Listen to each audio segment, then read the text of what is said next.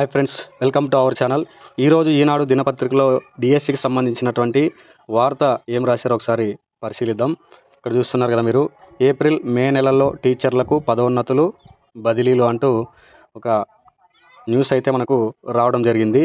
తర్వాత ఇక్కడ చూడండి, ఉపాధ్యాయులకు ఏప్రిల్ మే నెలల్లో బదిలీలు పదోన్నతులు చేపట్టనున్నట్లు పాఠశాల విద్యాశాఖ ప్రకటించింది. ఉపాధ్యాయ సంఘాల నేతలతో నిర్వహించిన సమావేశంలో అధికారులు పలు అంశాలను వెల్లడించారు. హై స్కూల్ ప్లస్లో ఖాళీల భర్తీకి ప్రభుత్వానికి ప్రతిపాదనలు పంపామని, వేసవి సెలవుల్లో పనిచేసిన టీచర్లకు ఆర్జిత సెలవులు ఇవ్వనున్నామని తెలిపారు. వీటికి సంబంధించిన ఉత్తర్వులు వారం రోజుల్లో ఇవ్వనున్నట్లు వెల్లడించారు. రెగ్యులర్ ఖాళీలు భర్తీ అయ్యే వరకు క్లస్టర్ టీచర్స్ పాఠశాలలు మారుతూ ఉండాల్సి ఉంటుందని, బదిలీ కౌన్సిలింగ్లో పాత పాయింట్లు పరిగణలోకి తీసుకుంటామని పేర్కొన్నారు. ఉపాధ్యాయ సంఘాలతో ఇక నుంచి ప్రతి వారం సమావేశాలు నిర్వహిస్తామని, జీతాల సమస్య ఉంటే వెంటనే పరిష్కరిస్తామని తెలిపారు.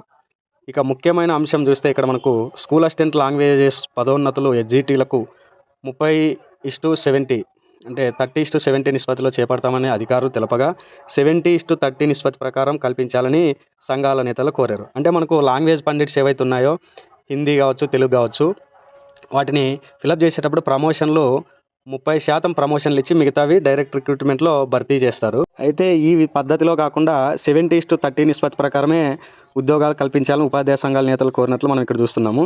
అంటే నిజంగా 30:70 ప్రకారమే మనకు ఫిలప్ చేస్తే లాంగ్వేజ్ పండిట్స్ ప్రిపేర్ అయ్యే వాళ్ళకి చాలా అదృష్టంగా చెప్పుకోవచ్చు. ఎందుకంటే 100 పోస్టులో 30 మాత్రమే ప్రమోషన్లకు వెళ్తాయి, మిగిలిన 70 పోస్టులకు మనం పోటీ పడవచ్చు. అలా కాకుండా 70:30 ప్రకారం చేస్తే మనకు 30 పోస్టులు మాత్రమే మిగులుతాయి, తర్వాత ప్రమోషన్కి 70 వెళ్తాయి. నిజంగా పైన ప్రకటించిన 30:70 నిష్పత్తి ఆల్రెడీ చేపడతామని అధికారులు చెప్పారు కాబట్టి అదే జరిగితే నిజంగా గొప్ప వరంలాగా మనం భావించవచ్చు. ఏది ఏమైనప్పటికీ మనకు డిఎస్సికి సంబంధించి ఫిబ్రవరిలో నోటిఫికేషన్ కంపల్సరీగా రాబోతుంది అనే వార్తా కథనాలు అయితే తెలుస్తున్నాయి. ఇక ప్రిపేర్ అవ్వడమే మన వంతు. తర్వాత కడప జిల్లాకు సంబంధించిన మరొక వార్త అయితే ఇక్కడ చూస్తున్నాం. ఉపాధ్యాయ ఖాళీలపై కసరత్తు. ఎన్నికల్లో ఇచ్చిన హామీ మేరకు కూటమి ప్రభుత్వం అధికారంలోకి వచ్చిన తర్వాత డిఎస్సి నోటిఫికేషన్ విడుదల చేసింది. ఉమ్మడి కడప జిల్లా వ్యాప్తంగా సుమారు 700 పోస్టులు భర్తీ చేసింది. ఈ సంవత్సరం కూడా ఉపాధ్యాయ పోస్టులు భర్తీ చేస్తామని తాజాగా రాష్ట్ర విద్యాశాఖ మంత్రి నారా లోకేష్ హామీ ఇచ్చారు. ఈ నేపథ్యంలో జిల్లాల వారీగా ఖాళీల వివరాలు సేకరణ రాష్ట్ర కార్యాలయం చేపట్టనుంది. అక్కడి నుంచి అందిన ఉత్తర్వుల మేరకు జిల్లా విద్యాశాఖలో అంతర్గతంగా కసరత్తు సాగింది. ఉమ్మడి కడప జిల్లా ప్రాతిపదికన 51 మండలాల్లోని ఉపాధ్యాయ పోస్టుల ఖాళీల వివరాలను రాష్ట్ర కార్యాలయానికి నివేదించినట్లు సమాచారం. సో ఇది మనకు దాదాపు అన్ని జిల్లాల ఖాళీలన్నింటినీ గుర్తించి అధికారులు అధికారులకు పంపిస్తున్నారు.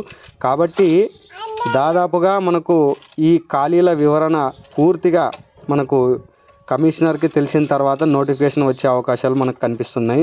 నిన్న మనకు ఈ ఉపాధ్యాయ ఖాళీలపైన తర్వాత ట్రాన్స్ఫర్లపైన ఒక సమావేశం ఏర్పాటు జరిగిందని మనకు తెలిసింది. అలాగే మనకు పాఠశాల విద్యాశాఖ కమిషనరు ఈ నెల చివరి వరకు ఆయన సెలవులో ఉన్నట్లు తెలుస్తుంది. వచ్చిన వెంటనే అంటే ఫిబ్రవరిలో ఈ ఖాళీలపైన పూర్తిగా సమాచారం తీసుకొని నోటిఫికేషన్ వదలడానికి అవకాశాలు అయితే ఉన్నాయి. ఈ కడప జిల్లాలో ఖాళీల వివరాలు ఇక్కడ చూస్తున్నారు కదా. గ్రేడ్ 2 హెచ్ఎం 36, పిఎస్హెచ్ఎం తెలుగు 18, ఇలా మొత్తం అన్నీ దాదాపు చూడండి. ఎస్జిటి తెలుగు 782, ఎస్జిటి ఉర్దూ 108, మొత్తం 1225 ఖాళీలు. చూడండి, దాదాపుగా ఈసారి నోటిఫికేషన్లో కూడా ప్రతి జిల్లాకు ఎస్జిటి 500కు తగ్గకుండా రావడానికి అవకాశాలు ఎక్కువ ఉన్నాయి. 500 నుండి 800 లేదా 1000 వరకు ఆయా జిల్లాలను బట్టి అన్ని పోస్టులు కలిపి ఉంటున్నాయి. కాబట్టి నోటిఫికేషన్ వస్తుంది అనడానికి మనకు క్లియర్గా తెలుస్తుంది. అన్ని జిల్లాల వివరాలు ప్రభుత్వం సేకరిస్తుంది. ఈ వీడియో చూస్తున్న మిగతా వారు మీ జిల్లాలో ఎన్ని ఖాళీలు ఉన్నాయో విషయం తెలిసినట్లయితే కామెంట్ సెక్షన్లో తెలియజేయండి. అన్ని జిల్లాల యొక్క వివరాలని దాదాపుగా ఉపాధ్యాయ సంఘాల ద్వారా చాలామందికి తెలిసే ఉంటుంది. ఆ లిస్టు కూడా ఉపాధ్యాయ సంఘాలు బయటికి వాట్సాప్ల ద్వారా తర్వాత సోషల్ మీడియా ద్వారా బయటికి తెలియపరిచారు. అందువల్ల ఎవరు కూడా నోటిఫికేషన్ రాదనో లేకపోతే పోస్టులు ఉండవనో నిరుత్సాహానికి గురి కాకుండా వస్తుందన్న ఆశా దృక్పథంతో ప్రిపేర్ అవ్వండి. Thanks for watching.